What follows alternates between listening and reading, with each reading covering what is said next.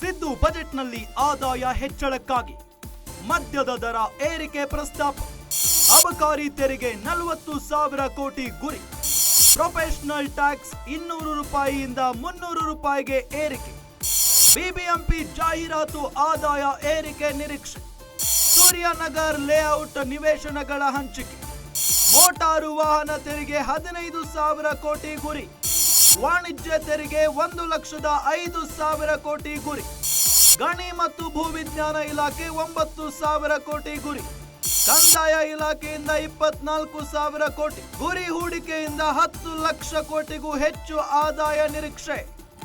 ಗಮನಿಸ್ತಾ ಇದ್ದೀವಿ, ಸಿದ್ದು ಬಜೆಟ್ನಲ್ಲಿ ಆದಾಯ ಹೆಚ್ಚಳಕ್ಕಾಗಿ ಮದ್ಯದ ದರ ಏರಿಕೆ ಪ್ರಸ್ತಾಪ ಮಾಡಲಾಗಿದೆ. ಅಬಕಾರಿ ತೆರಿಗೆ 40,000 ಕೋಟಿ ಗುರಿಯನ್ನ ಹೊಂದಿದೆ. ಪ್ರೊಫೆಷನಲ್ ಟ್ಯಾಕ್ಸ್ 200ರಿಂದ 300 ರೂಪಾಯಿಗೆ ಏರಿಕೆ.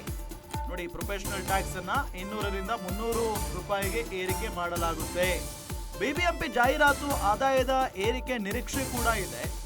ಇನ್ನು ಸೂರ್ಯನಗರ ಲೇಔಟ್ ನಿವೇಶನಗಳ ಹಂಚಿಕೆ ಮಾಡಲಾಗುತ್ತೆ. ಮೋಟಾರು ವಾಹನ ತೆರಿಗೆ 15,000 ಕೋಟಿ ರೂಪಾಯಿ ಗುರಿಯನ್ನ ಹೊಂದಿದೆ ಸರ್ಕಾರ.